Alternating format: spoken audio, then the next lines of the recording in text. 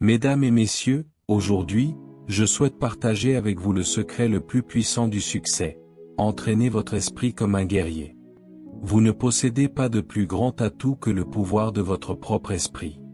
Et la façon dont vous entraînez votre esprit déterminera la qualité de votre vie. L'esprit n'est pas seulement un récepteur passif d'informations. C'est une force puissante qui façonne votre monde. Il façonne vos pensées, vos actions et, finalement, votre destin. Si vous maîtrisez votre esprit, vous pouvez maîtriser votre vie. Si vous entraînez votre esprit, vous pouvez surmonter n'importe quel obstacle, affronter n'importe quel défi et atteindre n'importe quel objectif. Mais entraîner votre esprit n'est pas une activité passive. Cela demande de la discipline. Cela demande un effort intentionnel. Tout comme un guerrier passe des années à affûter ses compétences, à perfectionner son art et à développer sa force, vous devez entraîner votre esprit quotidiennement. Il ne s'agit pas de ce que vous ressentez sur le moment. Il s'agit de faire ce que vous devez faire pour gagner la bataille à long terme de la vie. La discipline est la clé. La discipline signifie faire ce qui doit être fait même lorsque vous n'en avez pas envie. Cela signifie dire non aux distractions et rester concentré sur votre objectif. Un guerrier ne laisse pas ses émotions dicter ses actions. Il sait que le vrai pouvoir réside dans sa capacité à rester engagé même lorsque les choses sont difficiles. Proverbe 4 verset 23, « Garde ton cœur plus que toute autre chose, car de lui viennent les sources de la vie. » Le cœur ici faisant référence à l'esprit et aux pensées. 1 Corinthiens 9 verset 27, « Mais je traite durement mon corps et je le tiens assujetti, de peur qu'après avoir prêché aux autres, je ne sois moi-même disqualifié. » Souligne la discipline et la maîtrise de soi. La concentration. La concentration est une arme de l'esprit. Un guerrier ne perd pas de temps sur des choses triviales. Il sait où son attention doit être et garde les yeux sur la cible. Votre concentration détermine où votre énergie circule, et là où votre énergie circule, vos actions suivent. Mais en entraînant votre esprit, vous rencontrerez la peur. La peur surgira, tentant de vous paralyser. Mais le guerrier sait que la peur n'est pas un signe de faiblesse. C'est un signe de croissance. La peur est simplement un signal que vous êtes sur le point de réaliser quelque chose de grand. Affrontez-la, embrassez-la et utilisez-la comme carburant pour votre prochaine étape. 2 Timothée 1 verset 7, « Car ce n'est pas un esprit de timidité que Dieu nous a donné, mais un esprit de force, d'amour et de sagesse. » Le pouvoir des pensées. Vos pensées sont le terreau de votre avenir. Si vous voulez changer votre vie, vous devez d'abord changer votre façon de penser. Gardez vos pensées comme un guerrier garde ses armes. Les pensées négatives sont votre ennemi. Les pensées positives, en revanche, sont vos alliés. Pensez avec intention. Pensez avec un but et votre esprit vous mènera vers la grandeur. Proverbe 23 verset 7, « Car comme il pense dans son âme, ainsi est-il. » Philippiens 4 verset 8, « Au reste, frères, que tout ce qui est vrai, tout ce qui est honorable, tout ce qui est juste, tout ce qui est pur, tout ce qui est aimable, tout ce qui mérite l'approbation, ce qui est vertueux et digne de louange, soit l'objet de vos pensées. » La vie vous testera. Des défis se présenteront à vous et la pression augmentera. Mais l'esprit d'un guerrier ne cède pas sous la pression. Il se renforce. La résilience se construit dans les moments difficiles. Il ne s'agit pas d'éviter la lutte. Il s'agit de l'affronter de front, sachant qu'au-delà de la bataille se trouve votre victoire. Le guerrier est animé par une vision et un but. Sans vision, vous errez sans but. Sans but, vous existez simplement. Un esprit fort est enraciné dans une vision convaincante de l'avenir. Vous devez savoir où vous allez et pourquoi vous y allez. Lorsque votre objectif est clair, aucun obstacle ne peut vous décourager. Proverbe 29 verset 18, « Quand il n'y a pas de vision, le peuple périt. » Mais rappelez-vous, le voyage du guerrier ne se termine jamais.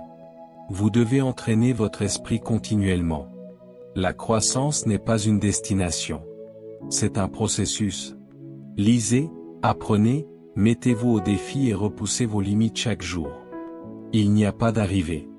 Il n'y a qu'une évolution constante. La bataille n'est pas là, dans le monde. Elle est en vous.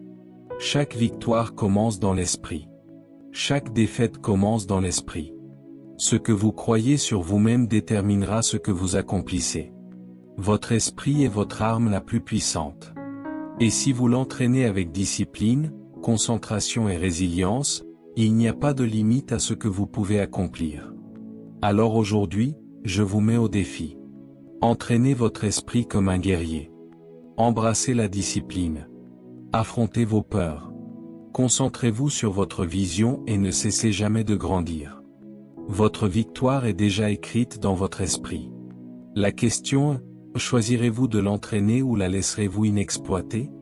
Le pouvoir est en vous. Maintenant, allez de l'avant et entraînez votre esprit comme le guerrier que vous êtes né pour être. L'esprit est la force la plus puissante en vous et a la capacité de façonner toute votre existence. Tout ce que vous voyez, tout ce que vous expérimentez commence par une pensée.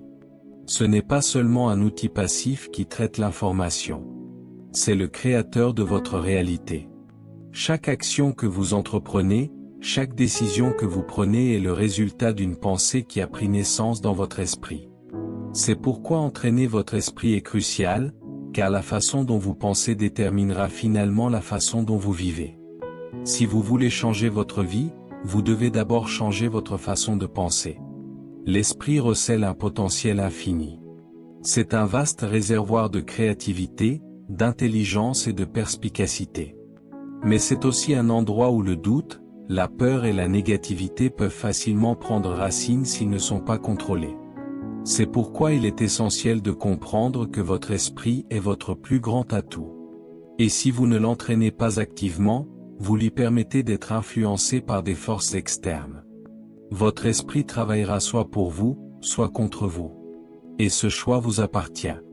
Mais pour le faire travailler pour vous, vous devez l'entraîner comme un guerrier s'entraîne pour la bataille.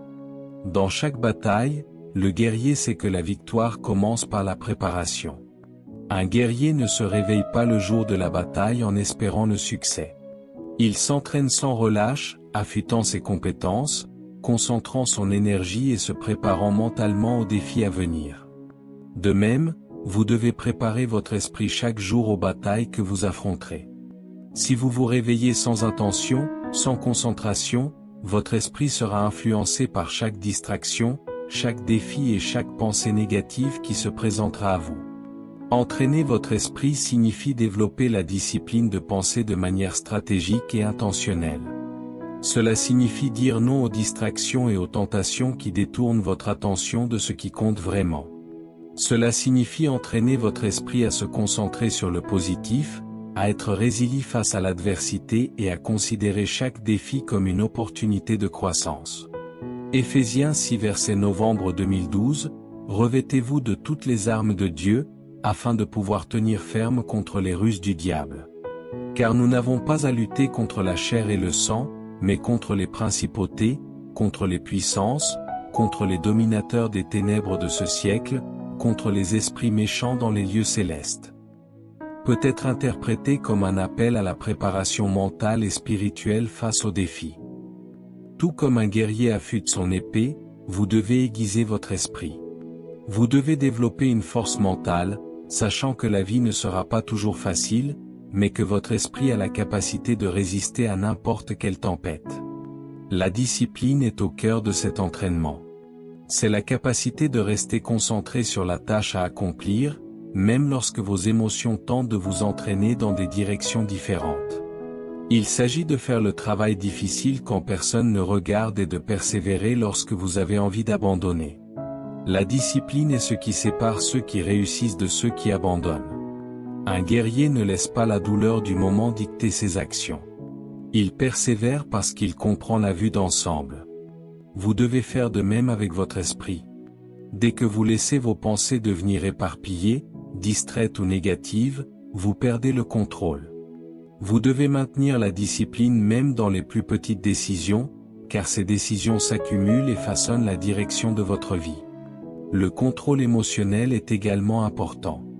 La vie peut provoquer un tourbillon d'émotions, frustration, peur, colère, tristesse, et ces émotions, si elles ne sont pas contrôlées, peuvent faire dérailler vos progrès. La maîtrise de soi implique non pas de supprimer vos émotions, mais d'apprendre à les gérer d'une manière qui ne compromet pas vos objectifs.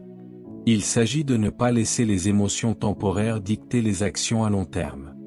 Lorsque les émotions sont laissées sans contrôle, elles peuvent obscurcir votre jugement et conduire à des décisions que vous regretterez plus tard. Un maître de soi sait comment traiter ses émotions et les laisser ensuite partir, plutôt que de les laisser prendre le dessus sur son esprit. Il s'agit de répondre au lieu de réagir. Vous ne pouvez pas contrôler les émotions qui surgissent, mais vous pouvez contrôler la façon dont vous y répondez. Cette maîtrise s'étend également à vos pensées. Vos pensées façonnent votre réalité, et l'esprit est constamment à l'œuvre, que vous le réalisiez ou non. Si vous laissez les pensées négatives dominer, elles produiront des actions négatives. Si vous laissez la peur, le doute ou l'inquiétude prendre le dessus, ils vous paralyseront. La maîtrise de soi signifie prendre le contrôle de vos pensées. Choisir de se concentrer sur ce qui est positif, ce qui est possible et ce qui correspond à votre but. Cela signifie diriger intentionnellement votre esprit vers des solutions, la croissance et le potentiel, plutôt que de s'attarder sur les problèmes, les obstacles ou les échecs. Cela exige une vigilance constante. Les pensées négatives peuvent s'insinuer sans avertissement. Mais une personne qui sait maîtriser sait comment rediriger ses pensées immédiatement. Vous avez le pouvoir de contrôler vos pensées. Et en le faisant, vous contrôlez votre avenir. Romains 12 verset 2, ne vous conformez pas au siècle présent, mais soyez transformés par le renouvellement de l'intelligence, afin que vous discerniez quelle est la volonté de Dieu, ce qui est bon, agréable et parfait. Parle du renouvellement de l'esprit. La maîtrise de soi implique également un engagement envers une croissance continue. Un guerrier ne cesse jamais de s'entraîner, ne cesse jamais de s'améliorer. Même lorsqu'il atteint le summum de son art, il continue d'apprendre, de grandir et d'affûter ses compétences. C'est l'état d'esprit que vous devez adopter. La maîtrise n'est pas une destination, mais un voyage continu. Chaque jour offre une opportunité de devenir meilleur, plus fort, plus sage et plus capable. La croissance se produit dans les espaces inconfortables, dans ces moments où vous vous poussez au-delà de ce que vous pensiez possible. Cela exige de l'humilité. La reconnaissance que vous n'êtes pas parfait, que vous avez toujours de la place pour vous améliorer, et que chaque jour est une chance de vous améliorer.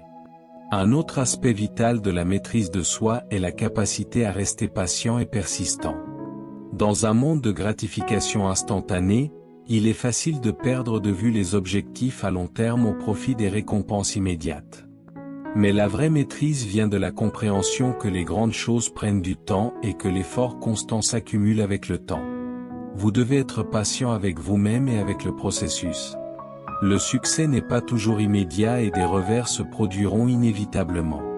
Cependant, la clé est de ne pas abandonner lorsque les choses se compliquent. Il s'agit de se présenter tous les jours, de faire le travail et de croire qu'avec le temps, vos efforts porteront leurs fruits. Jacques 1 verset 2 à 4. Mes frères, regardez comme un sujet de joie complète les diverses épreuves que vous rencontrez, sachant que l'épreuve de votre foi produit la patience. Mais que la patience est son œuvre parfaite, afin que vous soyez parfaits et accomplis, ne manquant de rien. Pour vous maîtriser vraiment, vous devez apprendre à vivre avec intégrité. L'intégrité est l'alignement entre vos paroles, vos actions et vos valeurs. Une personne qui a la maîtrise de soi ne parle pas seulement de principes. Elle les vit. Il s'agit de faire ce qui est juste, même quand personne ne regarde. Il s'agit d'être cohérent dans qui vous êtes et ce que vous défendez, quelles que soient les circonstances extérieures.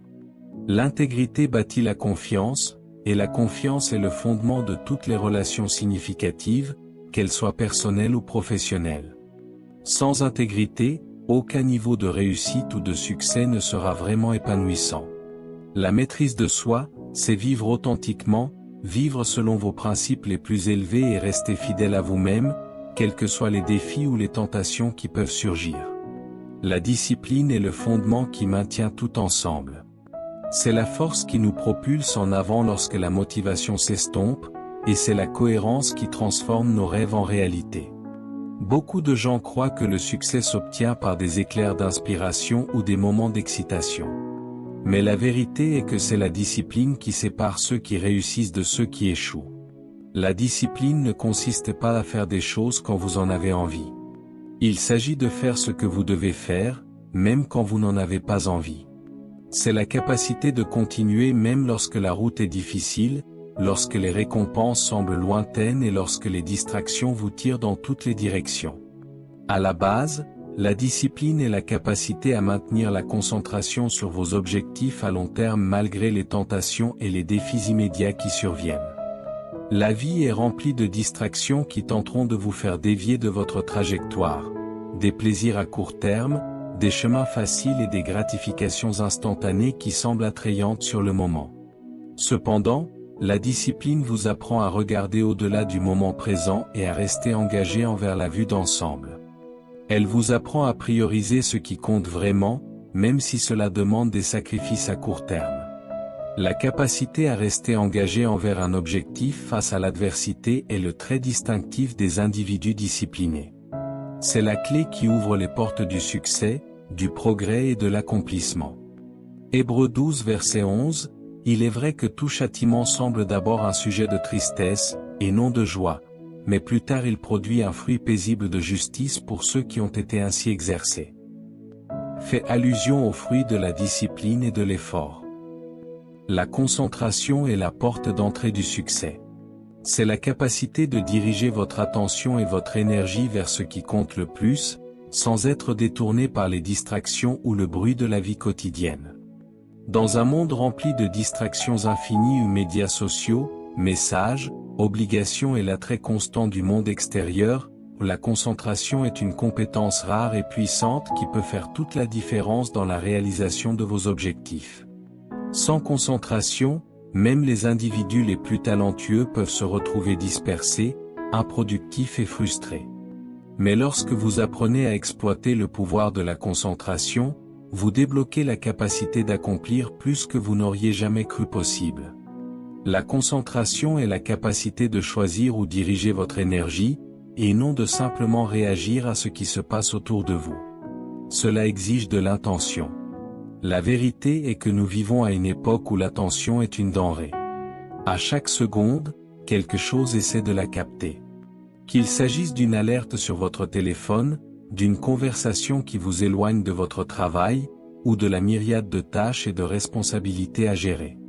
Ces distractions sont comme des voleurs, dérobant votre temps et érodant votre capacité à vous concentrer sur ce qui compte vraiment. Sans concentration, vous finissez par sauter d'une chose à l'autre, vous éparpiller et ne jamais vous engager pleinement dans aucune d'elles. En revanche, la concentration vous permet de filtrer le bruit et de diriger votre énergie vers un seul objectif à la fois. Elle apporte clarté et but à vos actions, garantissant que chaque effort que vous faites est aligné avec vos objectifs. Lorsque vous êtes concentré, vous ne réagissez pas seulement à la vie, vous façonnez activement votre expérience. Matthieu 6 verset 22, l'œil est la lampe du corps. Si ton œil est sain, tout ton corps sera éclairé. Peut être interprété comme l'importance de la concentration ou d'une vision claire. Se maîtriser, c'est être le maître de son propre destin. C'est avoir la force de rester ferme dans ses convictions, la discipline de rester concentré sur ses objectifs, le contrôle émotionnel pour gérer les hauts et les bas de la vie, et l'intégrité de rester fidèle à sa parole et à son but. Ce n'est pas un chemin facile, mais c'est le plus gratifiant.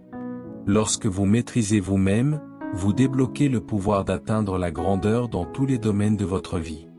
Vous réalisez que les plus grandes batailles que vous affronterez ne sont pas avec les autres, mais avec la personne que vous voyez dans le miroir. Et lorsque vous gagnez cette bataille, vous devenez inarrêtable. Plus vous pratiquez la concentration, meilleur vous devenez. Et à mesure que vous renforcez votre capacité à vous concentrer, vous commencerez à remarquer à quel point vous pouvez accomplir davantage. Vous verrez que les tâches qui vous semblaient autrefois insurmontables deviennent gérables. Vous réaliserez que vous progressez d'une manière que vous n'auriez jamais cru possible. La concentration fait ressortir le meilleur de vous, car elle vous force à vous engager dans la vie à son niveau le plus profond. Elle vous permet d'exploiter votre plein potentiel et de progresser de manière significative vers vos objectifs. L'importance de la concentration ne peut être surestimée. C'est la clé de la productivité, du succès et d'une vie de but et de sens. Lorsque vous vous concentrez sur les bonnes choses avec le bon état d'esprit, vous pouvez accomplir n'importe quoi. La concentration est le tranchant de l'épée qui vous permet de traverser les distractions, de rester sur la bonne voie et d'atteindre la grandeur dans tous les domaines de votre vie. Sans elle, vous êtes à la dérive, tiré dans toutes les directions par les exigences et les distractions du monde. Mais lorsque vous avez de la concentration, vous devenez inarrêtable.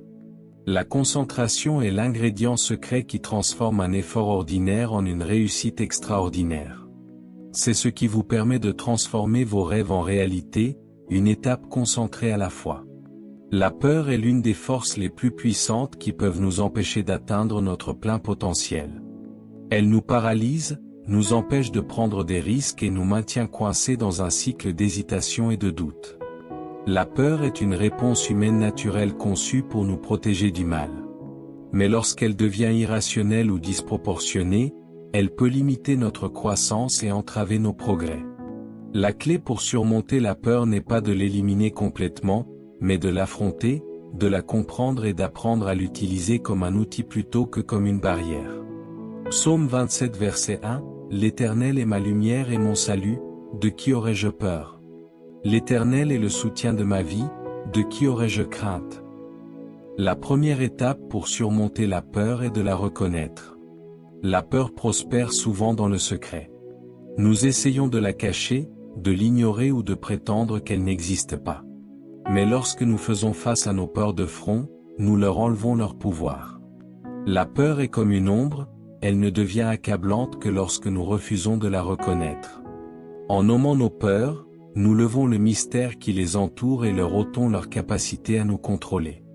Qu'il s'agisse de la peur de l'échec, de la peur du rejet ou de la peur de l'inconnu, le simple fait de reconnaître la peur nous permet de l'examiner plus clairement et de choisir comment nous y répondrons. La peur se nourrit souvent de l'incertitude. Nous craignons ce que nous ne comprenons pas ou ce que nous ne pouvons pas prédire. Lorsque nous affrontons de nouveaux défis ou entrons dans des situations inconnues, la peur est une réponse naturelle, car nous ne savons pas ce qui va se passer ensuite. Mais la vérité est que l'incertitude est une partie inévitable de la vie. Peu importe à quel point nous planifions ou nous préparons, nous ne pouvons jamais contrôler pleinement l'avenir. La clé pour surmonter cette peur est d'embrasser l'incertitude, de reconnaître que la vie est pleine d'inconnus et de développer le courage d'avancer quand même. Il s'agit de faire confiance à votre capacité à gérer tout ce qui se présente à vous, même si vous n'avez pas toutes les réponses à l'avance. La peur diminue lorsque vous déplacez votre attention de l'inconnu vers votre capacité à réagir à tout ce qui survient. Une autre façon puissante de surmonter la peur est de changer votre perspective sur l'échec. Beaucoup de gens craignent tellement l'échec qu'ils évitent complètement d'agir. Ils se retiennent, craignant que s'ils échouent, cela ne soit le reflet de leur valeur ou de leur capacité. Mais l'échec n'est pas l'ennemi. C'est une partie vitale du processus d'apprentissage. Toute personne qui a réussi à rencontrer l'échec, et beaucoup ont échoué à plusieurs reprises avant d'atteindre leurs objectifs. La différence entre ceux qui réussissent et ceux qui échouent est leur volonté d'échouer et de continuer.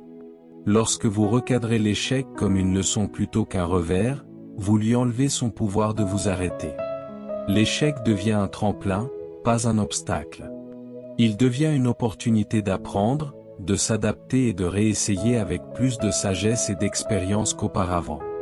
Proverbe 24 verset 16, « Car le juste tombe 7 fois, et il se relève, mais les méchants trébuchent dans le malheur. » Souligne la persévérance malgré les échecs. L'un des moyens les plus efficaces de vaincre la peur est d'agir malgré elle. La peur se manifeste souvent comme une hésitation interne ou un blocage mental. Et plus vous y pensez, plus elle grandit. La clé est de briser le cycle de la surréflexion et de faire le premier pas, aussi petit soit-il. L'action crée de l'élan. Et l'élan diminue la peur. Lorsque vous commencez à vous diriger vers ce dont vous avez peur, vous réalisez rapidement que la peur est souvent beaucoup plus grande dans votre esprit qu'elle ne l'est dans la réalité.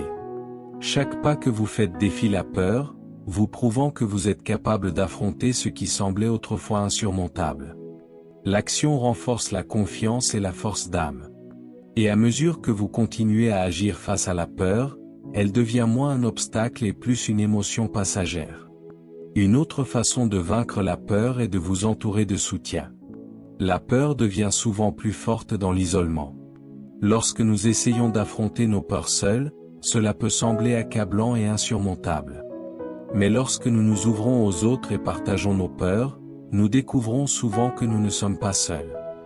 Beaucoup de gens ont fait face à des défis similaires et ont trouvé des moyens de les surmonter. L'encouragement, la sagesse et le soutien des autres peuvent nous donner la force de dépasser nos peurs. Avoir un système de soutien solide nous aide à nous rappeler nos forces, nos capacités et notre valeur, lorsque la peur essaie de nous dire le contraire. Qu'il s'agisse d'un mentor, d'un ami ou d'une communauté, la présence des autres peut nous apporter à la fois l'assurance et la responsabilité dont nous avons besoin pour agir avec audace. Ecclésiaste 4 versets 9 à 10, deux valent mieux qu'un, parce qu'ils ont un bon salaire de leur travail. Car s'il tombe, l'un relève son compagnon, mais malheur à celui qui est seul et qui tombe, sans avoir un second pour le relever. La peur a également tendance à prospérer en l'absence de confiance en soi. L'un des moyens les plus puissants de vaincre la peur est de développer un fort sentiment de confiance en soi. La peur est souvent le reflet de notre doute en nous-mêmes, notre peur de ne pas être assez bon, pas assez capable ou pas digne de succès. Lorsque vous développez la conviction en vos propres capacités, la peur perd son emprise sur vous. La confiance se construit par une auto-affirmation constante, la reconnaissance de vos accomplissements et le souvenir des succès passés. Lorsque vous croyez en vous, vous avez confiance que, quoi qu'il arrive, vous avez les ressources, la force et la résilience pour y faire face. Cette assurance en soi fait taire la voix de la peur, vous permettant de faire des pas audacieux vers vos objectifs. Un autre aspect essentiel pour vaincre la peur est de comprendre que la peur est souvent basée sur des scénarios du pire imaginé. La plupart du temps, les choses que nous craignons ne se produisent jamais réellement, et les pires résultats sont rarement aussi catastrophiques que nos esprits nous le font croire. Notre peur a tendance à exagérer les conséquences possibles de nos actions, et cette exagération nous maintient bloqués. Pour vaincre la peur, il est important de remettre en question ces schémas de pensée négatifs et de vous demander, quel est le pire qui puisse vraiment arriver? Lorsque vous décomposez le scénario, vous constatez souvent que le pire résultat est quelque chose dont vous pouvez vous remettre, apprendre ou vous adapter. Cette rationalisation vous aide à remettre la peur à sa place, comme un simple obstacle mental qui peut être surmonté avec perspective et action. Vaincre la peur exige un engagement envers la croissance personnelle. Plus vous surmontez vos peurs et prenez des risques, plus vous étendez votre zone de confort. Chaque fois que vous faites face à votre peur, vous devenez plus fort, plus capable et plus résilient. Avec le temps, vous commencez à voir la peur non pas comme quelque chose à éviter, mais comme un signal que vous grandissez, évoluez et entrez dans de nouvelles opportunités. La personne que vous devenez de l'autre côté de votre peur est souvent plus courageuse, plus confiante et plus autonome que la personne que vous étiez auparavant. La peur n'est pas un obstacle à votre succès. C'est un catalyseur de votre croissance. Lorsque vous faites face à vos peurs, vous libérez votre véritable potentiel et découvrez de nouvelles forces que vous ignoriez posséder. Le voyage pour vaincre la peur n'est pas un événement ponctuel. C'est un processus continu. La peur ne disparaîtra jamais complètement. Mais à chaque pas que vous faites, vous développez les outils pour la gérer, le courage de l'affronter et la sagesse de l'utiliser comme un guide plutôt que comme une barrière. La peur n'est pas votre ennemi. C'est votre professeur. C'est un signe que vous repoussez vos limites, élargissez vos horizons et entrez en territoire inconnu. Et à mesure que vous continuez à y faire face, vous devenez plus fort, plus confiant et plus capable de réaliser tout ce que vous pensiez autrefois hors de portée. Le pouvoir de la pensée est peut-être la force la plus profonde de l'univers.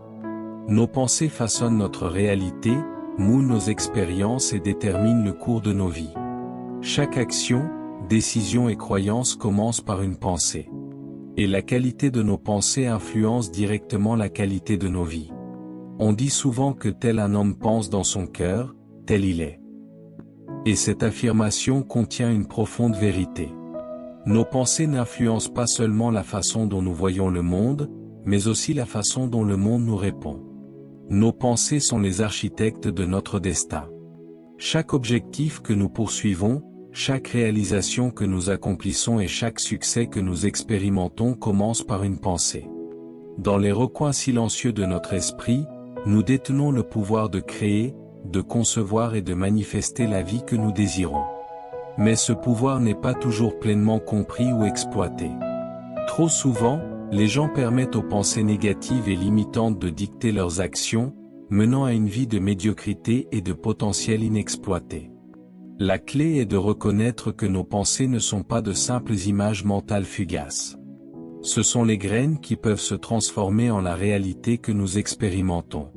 Proverbe 23 verset 7, « Car comme il pense dans son âme, ainsi est-il. » Romains 12 verset 2, « Ne vous conformez pas au siècle présent, mais soyez transformés par le renouvellement de l'intelligence, afin que vous discerniez quelle est la volonté de Dieu, ce qui est bon, agréable et parfait. » Le pouvoir de la pensée réside dans sa capacité à façonner notre perception de la réalité. Ce que nous pensons influence ce que nous ressentons, comment nous agissons et ce que nous attirons. Si vous croyez que le monde est plein d'opportunités, vos actions reflèteront cette croyance. Vous serez plus ouvert aux nouvelles expériences, plus disposé à prendre des risques et plus susceptible de voir le potentiel dans chaque situation. D'un autre côté, si vous croyez que la vie est difficile, que le succès est hors de portée ou que vous n'êtes pas digne d'abondance, vos pensées vous limiteront. Vous vous retrouverez coincé dans des schémas de négativité, renforçant constamment la conviction que vous ne pouvez pas réussir. Nos pensées sont donc la lentille à travers laquelle nous voyons le monde, et cette lentille façonne tout ce que nous expérimentons. Les pensées ont également un impact profond sur nos émotions et notre énergie. Les pensées positives et stimulantes génèrent des sentiments de confiance, d'excitation et d'espoir. Tandis que les pensées négatives et autolimitantes conduisent souvent à des sentiments de peur, de doute et d'insécurité. Nos émotions influencent à leur tour nos actions. Lorsque nous pensons positivement et nous sentons autonomes, nous sommes plus susceptibles de prendre des mesures audacieuses, de poursuivre nos objectifs avec vigueur et de surmonter les défis. Mais lorsque nous pensons négativement et laissons la peur ou le doute dominer notre esprit, nous devenons paralysés, hésitants et réactifs. Ce cycle de pensées négatives conduit à l'inaction et à la stagnation, créant une barrière entre nous et la vie que nous voulons vivre. Pour exploiter le pouvoir de la pensée, nous devons choisir de cultiver des pensées positives et stimulantes qui nous inspirent à agir et nous poussent vers nos objectifs. Le pouvoir de la pensée s'étend au-delà de nos expériences personnelles. Il façonne également le monde qui nous entoure. Nos pensées ne sont pas isolées. Elles font partie d'une énergie plus vaste qui nous relie tous. Ce que nous pensons et croyons sur nous-mêmes et les autres affecte la façon dont nous interagissons avec le monde et la façon dont le monde nous répond. Si vous avez des pensées de gentillesse, de compassion et de générosité, vous attirez ces qualités dans votre vie.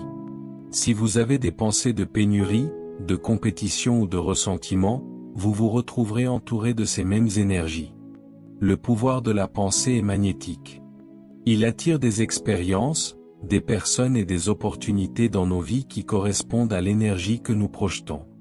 De cette façon, nos pensées ne façonnent pas seulement notre propre réalité, mais influencent également le monde qui nous entoure. Pour puiser dans le plein potentiel de la pensée, nous devons être intentionnels quant aux pensées que nous entretenons. Les pensées sont comme des graines qui se transforment en expériences de nos vies.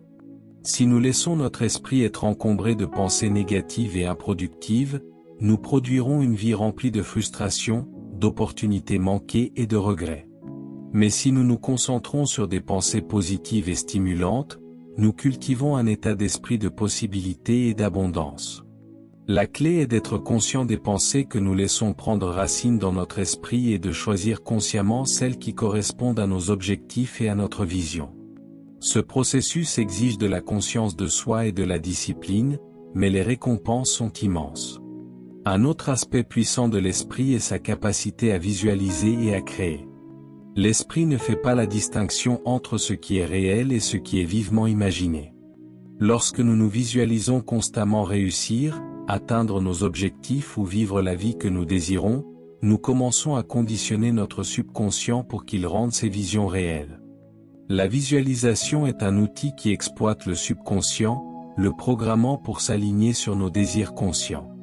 Lorsque nous nous voyons réussir dans notre esprit, nous envoyons un signal puissant à l'univers que nous sommes prêts pour le succès. Cette répétition mentale non seulement renforce notre confiance, mais nous prépare également à prendre les mesures nécessaires pour faire de nos rêves une réalité. Le pouvoir de la pensée joue également un rôle crucial dans le dépassement des obstacles et des défis. Face à l'adversité, la façon dont nous pensons à la situation détermine la façon dont nous y répondons. Si nous considérons les défis comme des obstacles insurmontables, nous sommes plus susceptibles d'abandonner ou d'être vaincus. Cependant, si nous les considérons comme des opportunités de croissance et d'apprentissage, nous les abordons avec résilience et créativité. L'esprit a le pouvoir de transformer les revers en tremplins. C'est par nos pensées que nous trouvons la force de persévérer, de nous adapter et d'innover face aux défis. Nos pensées ont la capacité de changer notre relation avec l'adversité, nous permettant d'avancer avec force et détermination. Nos pensées influencent non seulement nos actions, mais aussi notre santé et notre bien-être. La recherche a montré que la connexion corps-esprit est réelle. Nos pensées peuvent avoir un impact profond sur notre santé physique. Les pensées négatives et le stress peuvent se manifester par des maux physiques, tandis que les pensées positives et un état d'esprit de gratitude peuvent améliorer notre bien-être et même renforcer notre système immunitaire. L'esprit a la capacité de guérir ou de nuire au corps, selon la nature des pensées que nous cultivons. Par conséquent, cultiver un environnement mental sain et positif est essentiel pour maintenir à la fois la santé mentale et physique. Le pouvoir de la pensée signifie également que nous sommes les créateurs de notre propre réalité. Chaque pensée que vous avez est une invitation, une demande d'expérience, de personnes et d'opportunités qui s'alignent sur cette pensée. Si vous pensez en abondance, vous attirez l'abondance. Si vous pensez à l'amour, vous attirez l'amour. Si vous pensez au succès, vous commencerez à voir des opportunités de succès autour de vous. Nos pensées sont le plan à partir duquel nos vies sont construites. Elles jettent les bases des actions que nous entreprenons, des décisions que nous prenons et des chemins que nous suivons. En changeant nos pensées, nous changeons la direction de nos vies. Nous avons le pouvoir de choisir nos pensées, ce faisant, nous avons le pouvoir de choisir notre destin. En substance, le pouvoir de la pensée est la clé pour libérer notre plein potentiel. Nos pensées façonnent notre réalité, influencent nos émotions et dictent nos actions. En exploitant le pouvoir de nos pensées, nous pouvons transformer nos vies d'ordinaire en extraordinaires. Cela commence par une simple prise de conscience, ce à quoi nous pensons le plus, c'est ce que nous devenons. En choisissant consciemment des pensées stimulantes et positives, nous prenons le contrôle de notre destin et entrons dans la vie que nous étions toujours destinés à vivre. La résilience face à l'adversité est la capacité de rebondir, de rester inébranlable et de continuer à avancer face aux défis de la vie. Il ne s'agit pas d'éviter les difficultés ou d'échapper aux problèmes. Il s'agit plutôt de développer la force et la fortitude nécessaires pour endurer et grandir des moments difficiles. La vie est remplie de revers, d'obstacles et de rebondissements inattendus qui mettent à l'épreuve notre volonté, notre caractère et notre esprit. La différence entre ceux qui s'épanouissent et ceux qui échouent réside dans la façon dont ils réagissent à l'adversité. La résilience est un état d'esprit, un choix et une compétence qui peuvent être cultivés par l'expérience, la conscience de soi et la détermination. L'adversité, sous ses nombreuses formes, peut être accablante. Elle peut prendre la forme d'une perte personnelle, de difficultés financières, de problèmes de santé ou des nombreuses autres épreuves que nous rencontrons tout au long de la vie. Mais l'adversité est aussi une expérience universelle. Tout le monde, quelle que soit son origine, son statut ou ses réalisations, rencontre des difficultés. Ce qui sépare ceux qui persévèrent de ceux qui échouent est la capacité à rester ancré pendant la tempête. La résilience ne signifie pas que vous ne ressentirez pas de douleur, de frustration ou de tristesse face à l'adversité. Cela signifie que vous avez la capacité de surmonter ces émotions sans être consumé par elles. Vous pouvez ressentir tout le poids du défi, mais trouver toujours la force de continuer, de trouver de l'espoir et d'aller de l'avant. Romains 5 versets 3 à 4, bien plus, nous nous glorifions même des afflictions, sachant que l'affliction produit la persévérance la victoire dans l'épreuve, et la victoire dans l'épreuve l'espérance.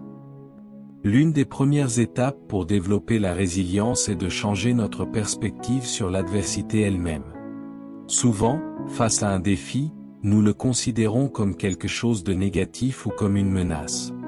Nous sommes submergés par la peur de l'échec, l'incertitude du résultat ou la simple difficulté de la situation.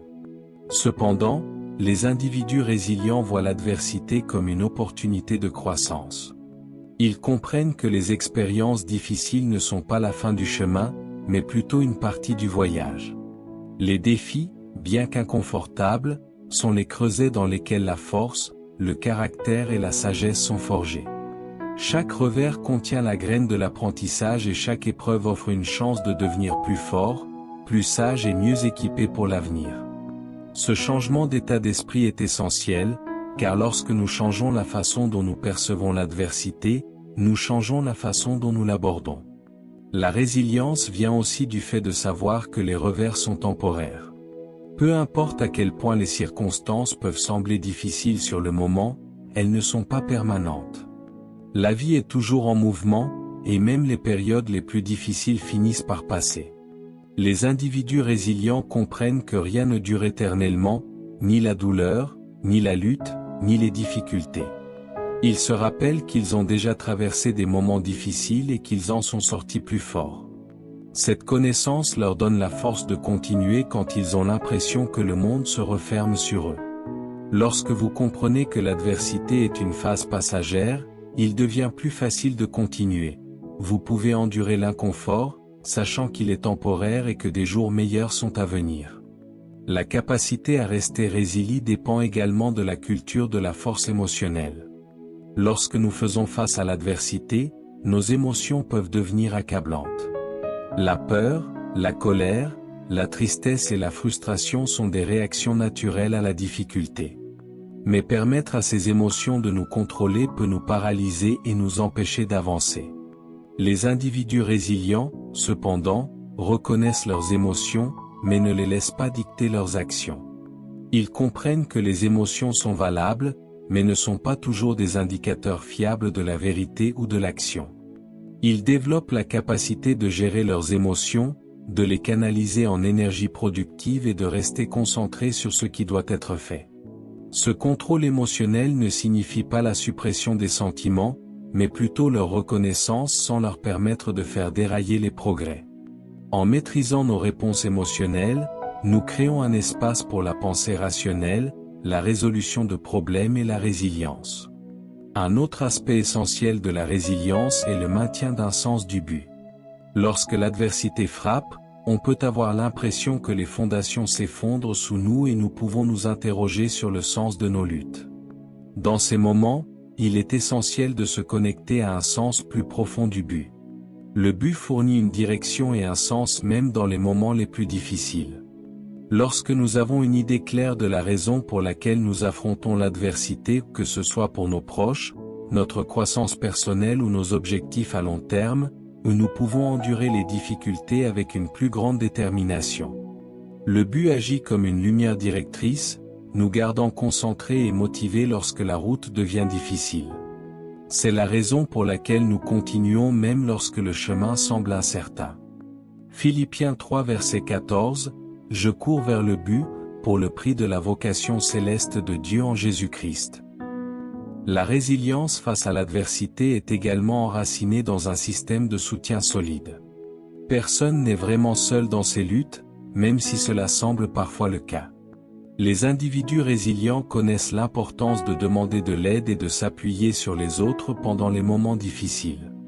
Qu'il s'agisse de la famille, d'amis, de mentors ou d'une communauté, avoir un réseau de soutien peut fournir la force nécessaire pour faire face à l'adversité.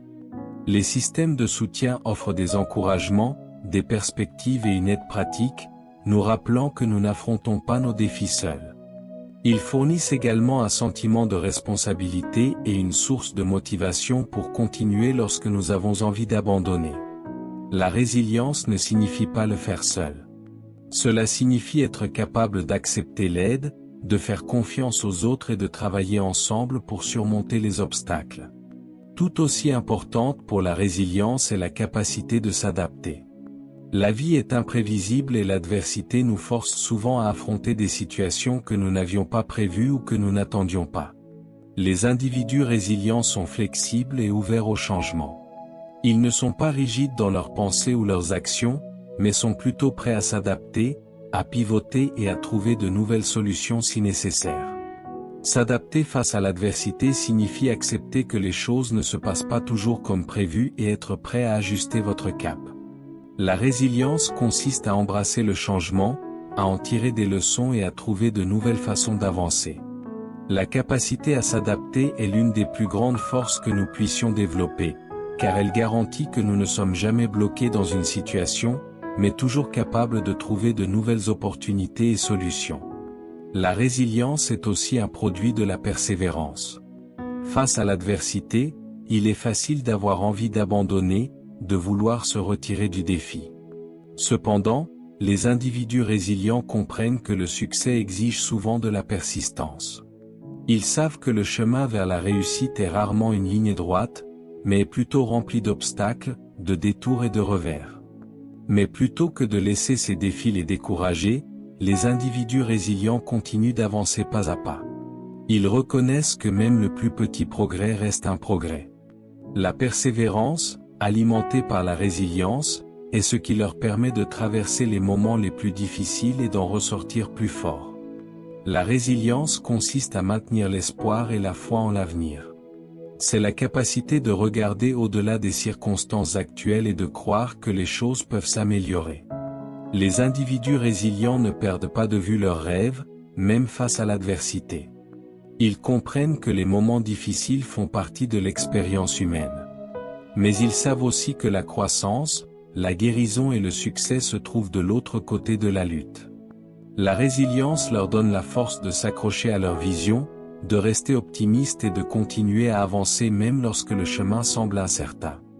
La résilience est une force puissante, qui peut nous porter à travers les moments les plus difficiles. Ce n'est pas quelque chose avec lequel nous naissons, mais quelque chose qui se construit par l'expérience, la détermination et la conscience de soi. En embrassant l'adversité, en cultivant la force émotionnelle, en maintenant un sens du but, en recherchant du soutien, en s'adaptant aux changements et en persévérant face aux défis, nous pouvons développer la résilience nécessaire pour prospérer. L'adversité n'est pas la fin du chemin. C'est simplement une autre étape sur le chemin de la croissance personnelle et de l'épanouissement. Avec la résilience, nous pouvons transformer nos luttes en triomphe et émerger de chaque défi plus fort et plus autonome qu'avant.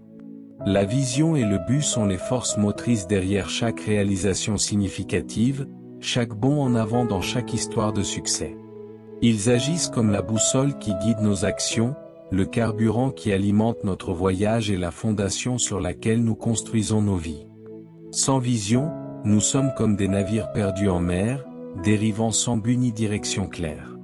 Sans but, même les individus les plus capables peuvent avoir du mal à trouver l'énergie ou la motivation pour poursuivre leurs objectifs. La vision et le but nous donnent clarté, concentration et la détermination de surmonter les défis. Ils façonnent la trajectoire de nos vies et déterminent la façon dont nous abordons à la fois la vue d'ensemble et les plus petits détails. Au cœur de la vision se trouve la capacité de voir au-delà du moment présent. C'est la capacité d'imaginer ce qui pourrait être, de visualiser un avenir différent de celui que nous vivons actuellement. La vision est l'image mentale de la vie que vous voulez créer, du succès que vous voulez atteindre et de l'impact que vous souhaitez avoir. C'est une idée, un rêve ou un objectif qui peut sembler lointain, mais qui est clair dans votre esprit. La vision ne consiste pas seulement à voir ce qui est, mais à envisager ce qui pourrait être. Elle exige un certain niveau de créativité, d'imagination et d'espoir. C'est voir des possibilités là où d'autres peuvent voir des limites et comprendre que l'avenir n'est pas gravé dans le marbre, mais qu'il est quelque chose que nous pouvons influencer, façonner et créer. Le but, d'autre part, est la raison derrière la vision. C'est le sens et l'intention profond qui vous poussent à poursuivre cette vision.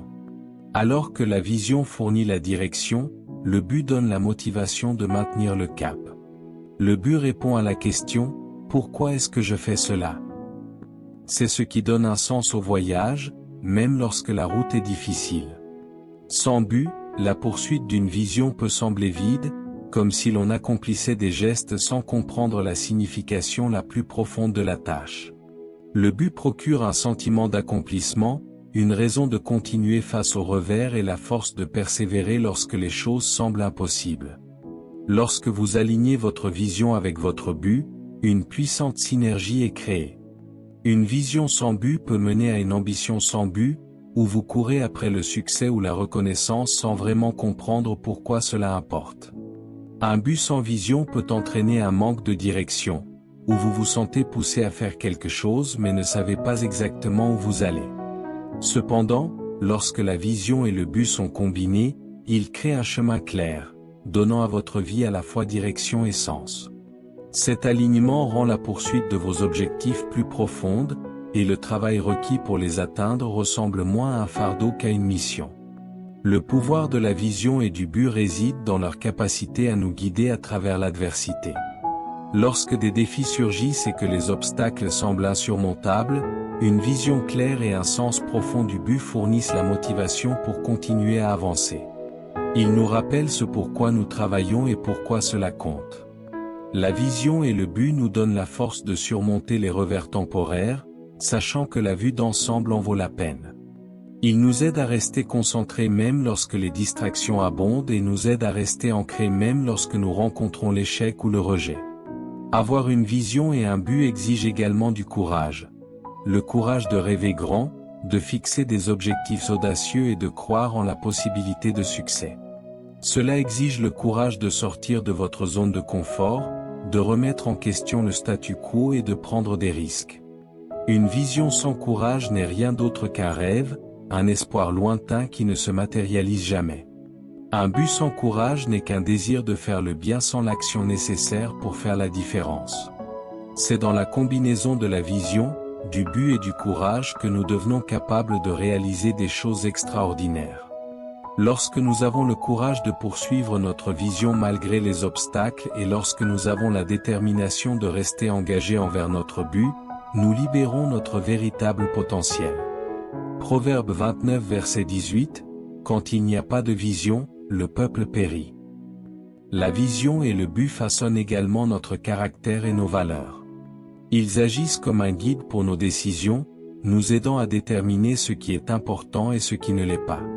Dans la poursuite d'une vision, nous sommes souvent confrontés à des dilemmes moraux, des tentations et des distractions qui peuvent nous égarer. Lorsque nous sommes enracinés dans un but, nous sommes plus susceptibles de prendre des décisions qui s'alignent sur nos valeurs fondamentales.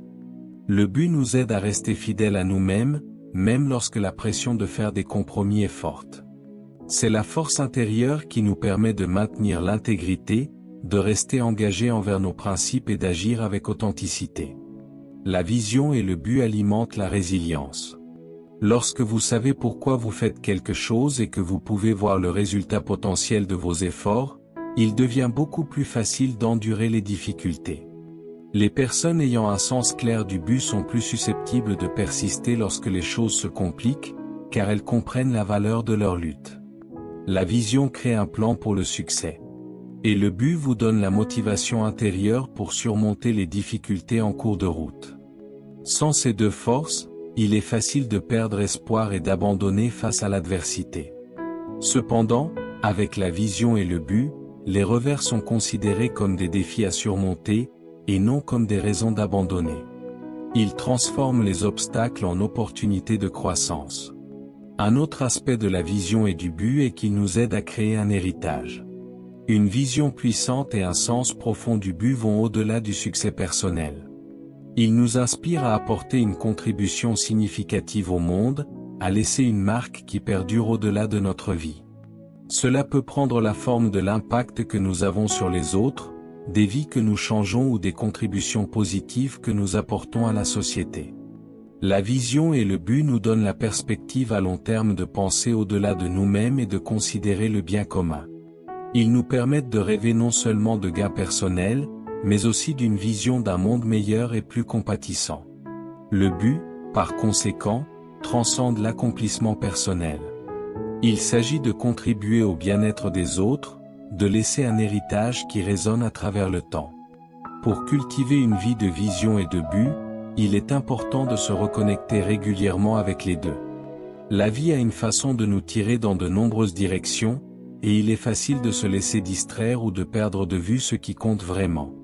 La réflexion régulière, la définition d'objectifs et la réaffirmation de notre vision et de notre but nous maintiennent alignés avec nos intentions plus profondes. C'est un processus de réexamen et d'affinage constant des deux, garantissant qu'ils continuent de refléter notre croissance et nos aspirations évolutives. À mesure que nous grandissons, notre vision et notre but peuvent également évoluer pour englober de nouveaux rêves, de plus grandes ambitions et une compréhension plus profonde de ce que nous apprécions vraiment. La vision et le but ne sont pas de simples concepts ou idéaux.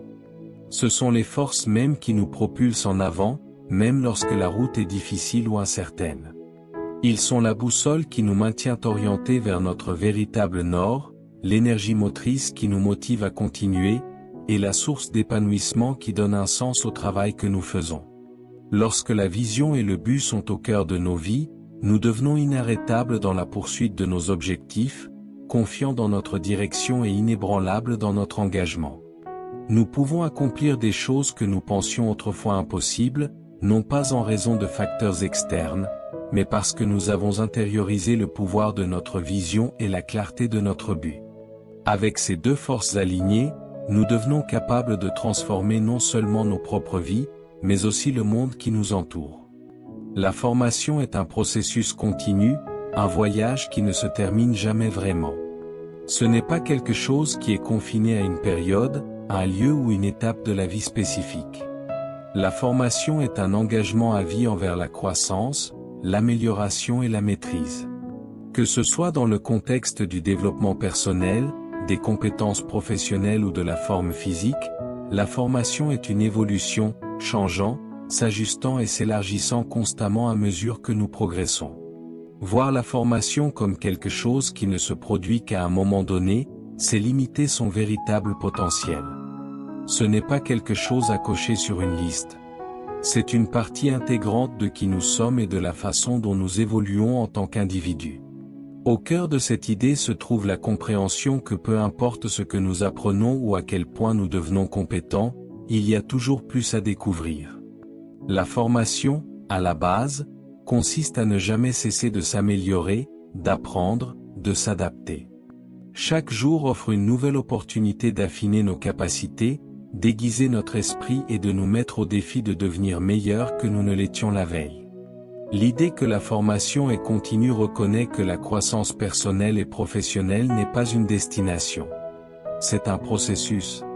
Le fait que la formation soit un processus continu signifie également qu'elle n'est pas limitée à un seul aspect de nos vies.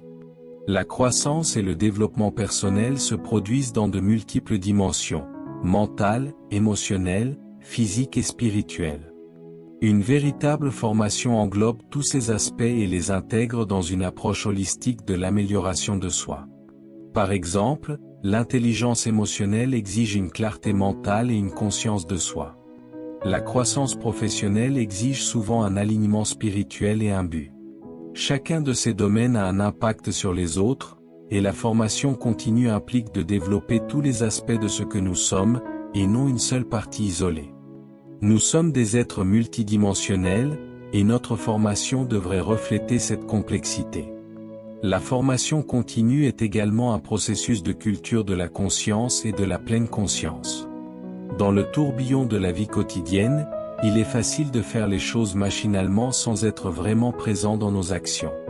Mais la formation à son niveau le plus profond exige la pleine conscience. Elle exige que nous soyons pleinement engagés dans le moment présent, que nous prêtions attention aux nuances de nos actions et que nous apprenions des retours d'expérience. Qu'il s'agisse d'une tâche simple ou d'un défi majeur, être présent et pleinement conscient nous permet de maximiser les avantages de notre formation et de vraiment en tirer profit. La conscience est la clé pour affiner nos techniques, prendre de meilleures décisions et approfondir notre compréhension de nous-mêmes et du monde qui nous entoure.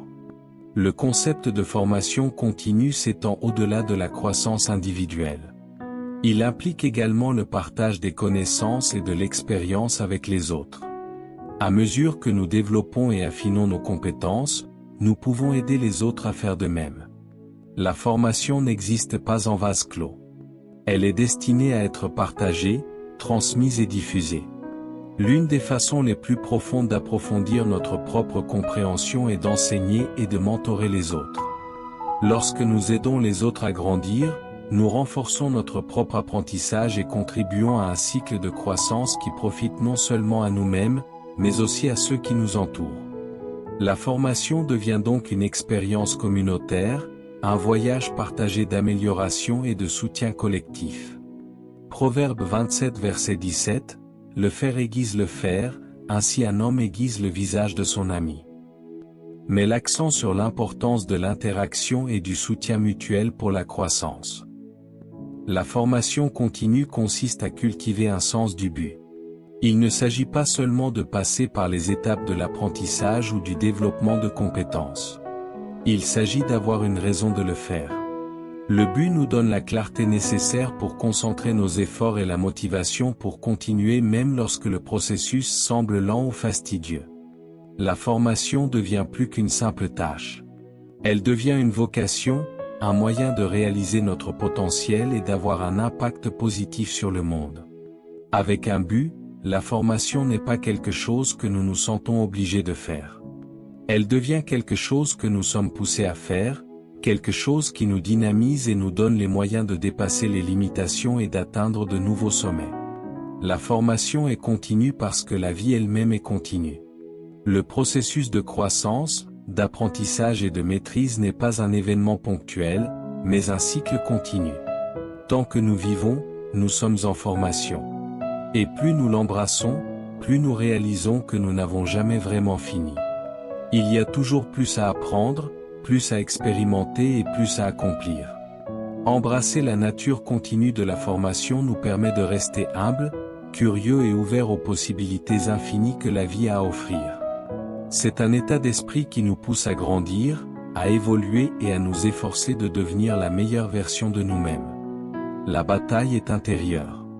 Ce n'est pas une guerre physique menée à l'extérieur, mais un conflit plus profond et plus personnel qui se déroule dans les recoins de notre esprit, de nos émotions et de notre esprit. C'est une bataille pour le contrôle, pour la compréhension et pour la capacité de façonner nos vies selon nos propres désirs et intentions. Le monde extérieur peut nous jeter des obstacles, des défis et des distractions, mais la vraie guerre réside dans la façon dont nous y répondons.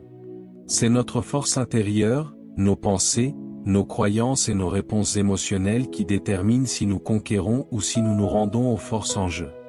Chaque jour, nous affrontons une bataille entre nos plus hautes aspirations et nos peurs les plus profondes. D'un côté, nous avons l'appel de notre potentiel, la voix qui nous rappelle qui nous sommes capables de devenir, la grandeur que nous pouvons atteindre et les rêves que nous pouvons réaliser. De l'autre côté, il y a la voix du doute, de la peur et de l'insécurité qui nous dit que nous ne sommes pas assez, que nous ne sommes pas dignes ou que nous n'atteindrons jamais les sommets que nous désirons. Ces deux voix se disputent constamment la domination, façonnant les décisions que nous prenons et les actions que nous entreprenons. La bataille n'est pas entre nous et le monde qui nous entoure, mais entre la version de nous-mêmes que nous pouvons être et la version de nous-mêmes que nous avons peur de devenir. Éphésiens 6 verset 12, car nous n'avons pas à lutter contre la chair et le sang, mais contre les principautés, contre les puissances, contre les dominateurs des ténèbres de ce siècle, contre les esprits méchants dans les lieux célestes. Peut être interprété comme un combat spirituel intérieur. Cette bataille intérieure est alimentée par nos pensées. Notre esprit est le champ de bataille où se déroule ce conflit, où nos perceptions sont testées et nos croyances sont remises en question. C'est au sein de nos pensées que nous nous autonomisons ou nous désautonomisons. Nous sommes constamment confrontés à la décision de penser d'une manière qui nous élève ou d'une manière qui nous retient. Chaque pensée que nous entretenons a le pouvoir de façonner notre réalité, pour le meilleur ou pour le pire. Les histoires que nous nous racontons sur qui nous sommes et de quoi nous sommes capables peuvent soit nous propulser vers le succès, soit nous paralyser dans la peur. Notre esprit n'est pas simplement un observateur passif du monde. Il participe activement à la création de nos expériences. La bataille intérieure est à la base une bataille pour le contrôle des pensées que nous laissons dominer notre conscience. Les émotions jouent un rôle puissant dans ce conflit intérieur. Nos sentiments agissent souvent à la fois comme le carburant et la conséquence des pensées que nous entretenons. Lorsque nous laissons des pensées négatives ou limitantes dominer, nous nous sentons vaincus, anxieux ou découragés. Nos émotions deviennent le reflet de la guerre interne. La peur se manifeste par l'anxiété, l'insécurité par le doute et la colère par la frustration. Cependant, lorsque nous choisissons consciemment d'élever nos pensées, de nous concentrer sur l'espoir, la gratitude et la possibilité, nos émotions s'alignent. Les pensées positives apportent des sentiments de joie, de courage et d'optimisme. Cet état émotionnel nous donne à son tour la force et la détermination d'agir d'une manière qui soutient nos plus hautes aspirations. La bataille intérieure est une bataille d'émotions, un défi pour gérer et diriger nos sentiments d'une manière qui alimente notre croissance personnelle plutôt que de l'entraver. La bataille se livre également au sein de nos valeurs, de nos croyances et de notre sens du but. Ce que nous croyons sur nous-mêmes, le monde et notre place dans celui-ci façonnent les décisions que nous prenons. Nos croyances peuvent être autonomisantes ou limitantes. Lorsque nous croyons que nous sommes dignes de succès, capables de surmonter les défis et dignes de bonheur, nous faisons des choix qui reflètent ces croyances. Nous agissons avec confiance, prenons des risques et avançons avec un sens du but. Mais lorsque nous nourrissons des croyances qui nous disent que nous ne sommes pas assez, que le succès est réservé aux autres ou que nos rêves sont trop grands pour être réalisés, nous nous retenons. La bataille intérieure est une lutte pour le contrôle de ces croyances, pour la capacité de les transformer en des croyances autonomisantes qui nous propulsent vers notre plus haut potentiel. La bataille intérieure se manifeste également dans la lutte entre le confort et la croissance. La croissance est inconfortable. Elle nous oblige à sortir de ce que nous connaissons, à défier nos limites actuelles et à faire face à l'incertitude de l'inconnu. La zone de confort, cependant, est séduisante. Elle nous berce dans la complaisance et nous maintient coincés dans des schémas familiers. C'est la voie facile, celle qui n'exige ni risque ni changement. Pourtant, la zone de confort est aussi le lieu où les rêves stagnent, où le potentiel reste inexploité et où la vraie croissance reste juste hors de portée. La bataille intérieure est la bataille entre le désir de confort et le désir de croissance. C'est le combat pour résister à l'attrait de la stagnation et pour embrasser l'inconfort qui accompagne la poursuite de quelque chose de plus grand. La discipline est un autre champ de bataille clé. C'est par la discipline que nous obtenons le contrôle de nos impulsions, de nos distractions et de nos faiblesses. Sans discipline, nous sommes à la merci de nos désirs, incapables de progresser vers nos objectifs. La discipline est la force qui nous maintient engagés sur notre chemin même lorsque le voyage est difficile, lorsque la tentation frappe ou lorsque nous sommes confrontés à l'attrait de la gratification instantanée. La bataille interne ici est la bataille pour le contrôle de nos actions, pour la force de faire ce qui est nécessaire, et non ce qui est facile. Il s'agit de développer la cohérence et la concentration nécessaires pour rester sur la bonne voie, pour rester aligné avec notre vision, même lorsque les choses se compliquent. Le doute de soi est l'un des adversaires les plus féroces que nous affrontons dans cette bataille intérieure. La voix du doute de soi peut être incroyablement convaincante, nous murmurant que nous ne sommes pas capables, que nous n'avons pas ce qu'il faut pour réussir ou que nos efforts sont futiles. Cette voix se nourrit de nos insécurités, amplifiant nos lacunes perçues et exagérant les obstacles sur notre chemin. Cependant, c'est là que réside le véritable pouvoir, la capacité de reconnaître le doute de soi pour ce qu'il est, une illusion, et de persévérer malgré lui. La bataille intérieure est la lutte pour faire taire la voix du doute de soi et la remplacer par une voix de confiance, de foi et de confiance en soi. Lorsque nous apprenons à reconnaître et à affronter nos doutes, nous commençons à reprendre le contrôle, choisissant le courage plutôt que la peur et l'action plutôt que la paralysie. La bataille se livre également dans notre désir de continuer à avancer, de continuer à nous efforcer, de continuer à lutter contre les forces qui tentent de nous retenir. Il est facile de tomber dans le piège de la complaisance, de se contenter de ce qui est confortable et de renoncer à nos ambitions face aux défis. Mais le vrai guerrier est celui qui affronte ses batailles intérieures et refuse d'être vaincu. C'est la personne qui choisit de se relever après chaque revers, qui trouve la force de continuer malgré les doutes et les peurs, qui refuse de laisser les circonstances définir son avenir. La bataille intérieure est le combat pour la persévérance, pour la détermination, pour la volonté de continuer même lorsque la route est difficile. L'issue de cette bataille dépend de la façon dont nous gérons notre monde intérieur. Ce ne sont pas les circonstances extérieures qui déterminent notre succès ou notre échec. C'est la façon dont nous y répondons. Lorsque nous entraînons notre esprit, disciplinons nos pensées et cultivons la force intérieure, nous commençons à remporter la bataille intérieure. Le vrai guerrier sait que la victoire ne consiste pas à éviter la bataille, mais à l'embrasser, à en tirer des leçons et à l'utiliser pour devenir plus fort. Plus nous gagnons la bataille intérieure, plus nous nous donnons les moyens d'affronter les défis du monde extérieur.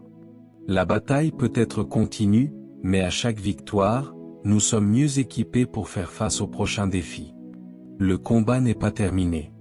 Il fait partie du voyage. Et c'est par cette bataille intérieure que nous grandissons et évoluons vraiment.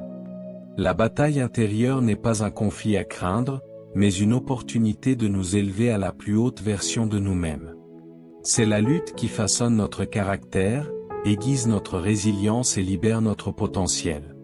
Chaque défi que nous affrontons à l'intérieur est un tremplin vers une plus grande force et sagesse. La vraie victoire ne consiste pas à éviter la bataille, mais à l'embrasser avec courage, discipline et persévérance.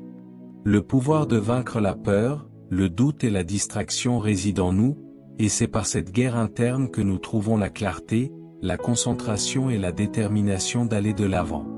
Proverbe 16 verset 32, « Celui qui est lent à la colère vaut mieux que le héros, et celui qui est maître de lui-même que celui qui prend une ville. » Rappelez-vous, les batailles les plus puissantes se déroulent dans le silence de notre esprit. Et les victoires les plus importantes sont celles que nous remportons à l'intérieur. Lorsque nous surmontons nos luttes intérieures ou nos pensées, nos émotions et nos croyances, où nous obtenons la liberté de créer la vie que nous désirons et la capacité d'influencer le monde qui nous entoure. Alors, levez-vous chaque jour, prêt à affronter la bataille intérieure avec une conviction inébranlable. Car c'est dans cette bataille que nous découvrons notre véritable pouvoir, notre potentiel illimité et la force inébranlable qui nous mènera au succès. La bataille intérieure est continue, mais votre capacité à vaincre l'est aussi. Continuez à vous battre. Continuez à grandir. Et rappelez-vous, la plus grande arme du guerrier est la force de son propre esprit. Amen. Nous aimerions vous donner l'opportunité de faire de Jésus le Seigneur de votre vie. Si vous voulez naître de nouveau, faites cette prière avec nous.